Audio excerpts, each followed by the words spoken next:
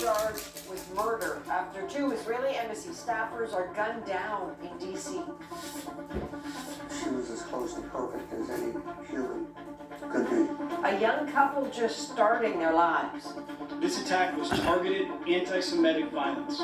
The suspect allegedly said he did it for Gaza. Fear over anti-Semitism as tensions between Israel and Canada rise. A last-minute meeting between Canada Post and its union. We're already facing an existential crisis. Can a work stoppage be averted? And the Trump administration blocks Harvard from enrolling any international students, leaving thousands in limbo. It is heartbreaking. We are being used as poker chips. The standoff between the White House and the Ivy League University. From CBC News, this is The National with Chief Correspondent Adrienne Arsenault. Thanks for joining us. There is shock and sorrow tonight in Washington after a fatal shooting outside a Jewish museum that investigators call targeted and anti-Semitic. Two employees of the Israeli embassy were killed by a man who allegedly told police he did it for Gaza. The staffers, a young couple who were due to get engaged in Israel next week. Now a 31-year-old man from Chicago is charged with 2 counts of first-degree murder. Prosecutors say they are investigating the killings as a hate crime and a possible act of terrorism. Now, Jewish communities in D.C. and beyond are understandably rattled by the violence. Katie Simpson is in Washington and shows us that fear and the anguish for the victims. The well-worn rituals of grief. Mourners here say they are too familiar with. Clinging to one another steps from the crime scene, the overwhelming sense of loss gives way to anger. And if you're not brokenhearted, you ought to be. How can we stand here like it's normal? 2 staffers at the Israeli embassy in Washington, a young couple, 30-year-old Yaron Lashinsky and 26-year-old Sarah Milgram, were gunned down as they left an event organized by a Jewish advocacy group at the Jewish Capitol Museum. Make no mistake, this attack was targeted anti-Semitic violence, and it won't be tolerated. We're going to continue to investigate this as a hate crime and a crime of terrorism, and we will add additional charges as the evidence warrants. 31-year-old Elias Rodriguez is charged with first-degree murder, murder of foreign officials, and several weapons charges. We heard between 10 to 15 gunshots, roughly. Witnesses say Rodriguez ran into the museum in the chaotic aftermath of the shooting and was inside for some 15 minutes before they say he confessed to police. He said, "Sir, I'm unarmed." He put his hands up, he grabbed a red kufi out of his pocket and started the Free Palestine chants. The moment captured by stunned onlookers. If this is not a wake-up call to the world, then they have died for nothing. Ayala Razin Bethor was friends with Milgram. They met through her work at the embassy. She joined the embassy shortly after October 7th, after she felt the rise of the anti-Semitism, the same anti-Semitism that she struggled was the one that brought to the end of her life, that got her murdered. The couple was to fly to Israel on Sunday. Lashinsky had plans to propose. Instead, their families are now planning their funerals. She was as close to perfect as any human could be. And she was recently very much in love with Yaron. Police are now searching through the suspect's electronic devices, his social media history, and trying to verify what they believe is a manifesto. He's from Chicago, and police say he flew to D.C. for a work conference. They're now tracing his steps through the city and trying to figure out the origins of the weapon. Okay, so many questions. Katie, additional questions about security at the event. Well, there weren't extra police at the museum because the event was small and it wasn't publicized. But this happened in what should be one of the safest places in Washington. It's a block from police headquarters, a couple of blocks from a major FBI building, and less than a kilometer from the U.S. Capitol. All right, Katie Simpson in Washington tonight. Thank you. The Canadian government is condemning the murders in Washington and expressing concern about a rise in anti-Semitism. But as Ashley Burke reports, Ottawa's response did not ease tensions between Canada and Israel. Do you have any updates to share, Minister? Canada's Foreign Affairs Minister calls the killing of 2 staffers of the Israeli embassy in Washington both appalling and horrifying. The rise in anti-Semitism is unacceptable, and it must stop.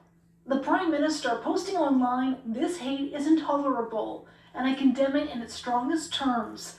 But ministers in Israel are trying to connect Canada and other countries to it. There is a direct line connecting anti-Semitic and anti-Israeli incitement to this murder.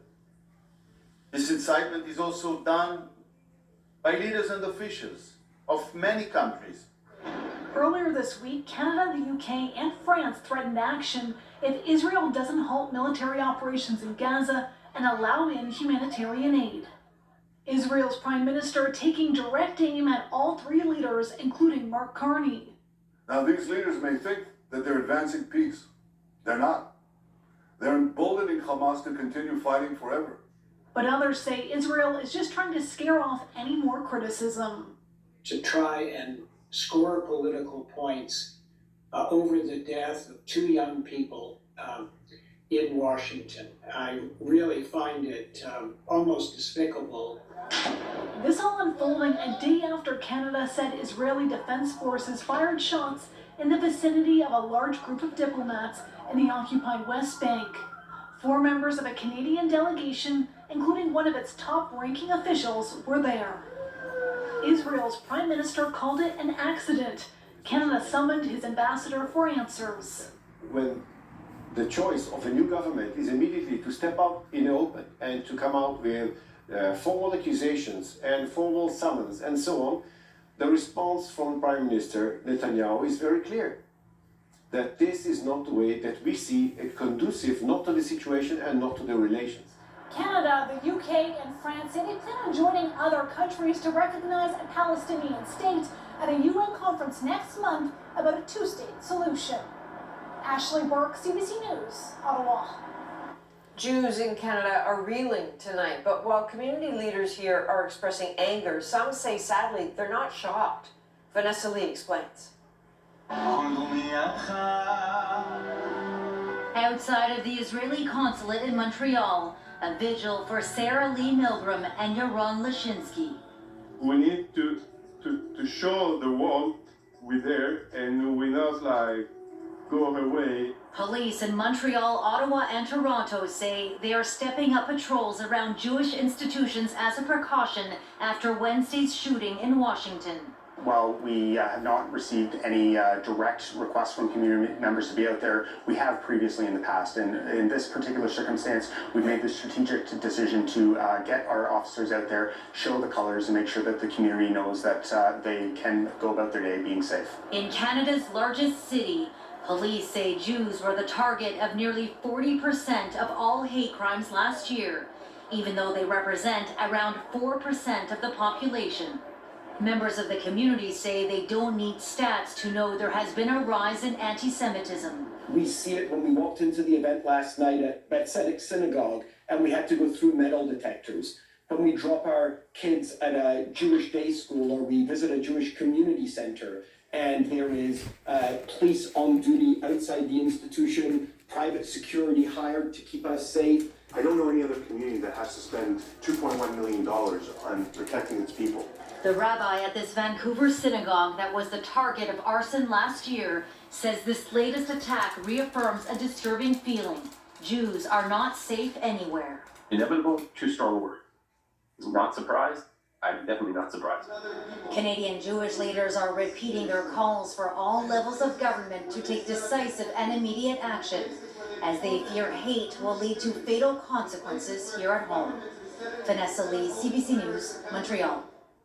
Breaking tonight, last-minute talks between Canada Post and its union have broken down without a deal, but the union has decided it won't go on a general strike, at least not yet. Instead, workers have been instructed to refuse overtime. That said, the union says it could take further action in the days ahead.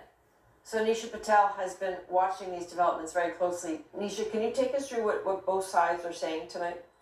Adrian, it looks like there is a strike action, but it's quite different than the nationwide disruption we saw late last year. The union has called for an overtime ban effective 12 o'clock local time, so postal workers will refuse to work any more than 8 hours in a day and will refuse to work more than 40 hours in a week. Now, the union says it decided to proceed with an overtime ban to minimize disruptions to the public and avoid lost days for employees, but also warned that additional actions could still take place in the future if Canada Post changes anything to do with working conditions, benefits, or if it starts layoffs. So this action means workers will have to return to the depot and drop their mail off after 8 hours of work, regardless of whether they have completed their routes.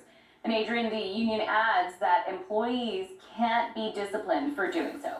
Okay, and so the union is still reviewing the latest contract offers, I understand it. What were the sticking points? Well, the two sides met briefly tonight for about half an hour at the request of the union, but Canada Post says it was not enough to demonstrate meaningful progress. Now, the Crown Corporation is offering workers a 13.5% pay bump over 4 years. It also wants to extend parcel delivery to the weekends by hiring more part-time staff.